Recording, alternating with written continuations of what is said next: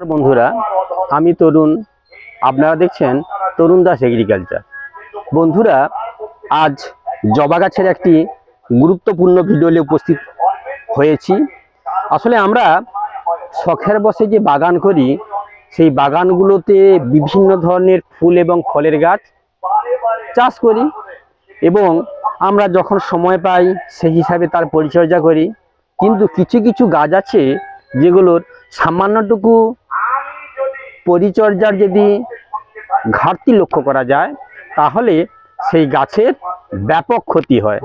তো এই ক্ষতির সম্ভাবনা থেকে কিভাবে আপনার শখের গাছগুলোকে রক্ষা করবেন তারই একটি গুরুত্বপূর্ণ ভিডিও। আপনারা স্কিপ না করে সম্পূর্ণ ভিডিওটি দেখতে থাকুন, আশা করি আপনারা উপকৃত হবেন। আপনারা দেখেই বুঝতে পারছেন আজ আমি একটি থাই প্রজাতির জবা গাছ সম্পর্কে আলোচনা করব। আপনারা দেখুন, এটি একটি মাল্টিগ্রাফটিং জবা। এর এই একটি পাতা, একটি ডাল, এই একটি ডাল। পাতা দেখেই আপনারা বুঝতে পারছেন যে গাছগুলোর যে মাল্টিগ্রাফটিং তার পরিচয় বহন করে। কিন্তু আমি অনেকবারই চেষ্টা করেছি এই চারটে প্রকারের যে গ্রাফটিং গাছটি, এই গাছটির একই সঙ্গে ফুল ফুটছে এই ধরনের একটা ভিডিও আমি উপস্থাপন করতে পারছি না। আজকে দেখুন, এই একটি ডাল সুন্দর গাছে গ্রোথ হয়েছে, কিন্তু সমস্যা দেখা গেছে কি না, এখান থেকে কুঁড়িটা খুলে পড়ে গেছে। এই কুঁড়ি খুলে পড়ে গেছে। তাহলে এইভাবে যদি কুঁড়ি খুলে পড়তে থাকে তাহলে আপনি যে আশা নিয়ে বা যে সৌন্দর্য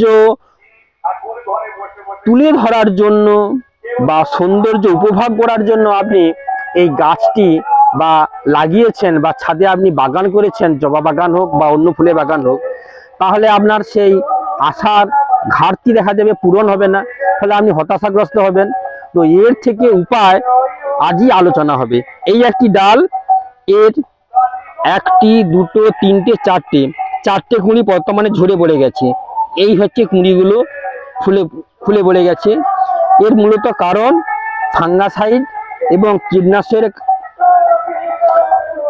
পোকার প্রাদুর্ভাব ঘটা এরই কারণে এগুলো ফুলে পড়ে যায়।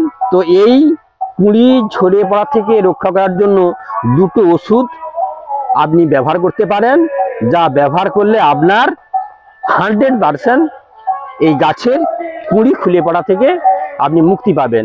এবং এটি একটি বিশাল সমস্যা, যে সমস্যার একমাত্র সমাধান আপনাকে বাজার থেকে বোরন নামে এক প্রকার ঔষধ পাওয়া যায়। বোরন আর একতারা হচ্ছে 3 গ্রামের প্যাকেট পাওয়া যায়। 10 লিটার জলে একতারা এক প্যাকেট অর্থাৎ 3 গ্রাম, আর বোরন 15 গ্রাম। তাহলে 10 লিটার জলে 15 গ্রাম বোরন আর 3 গ্রাম একতারা ভালো করে মিশিয়ে 7 দিন অন্তর আপনি 3 বার স্প্রে করুন।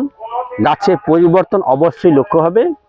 তো বন্ধুরা, যারা আমার ভিডিওতে নতুন এসেছেন, প্লিজ চ্যানেলটি সাবস্ক্রাইব করে সঙ্গে থাকবেন এবং পাশে থাকা বেল আইকনটি প্রেস করে অল নোটিফিকেশন অন করবেন।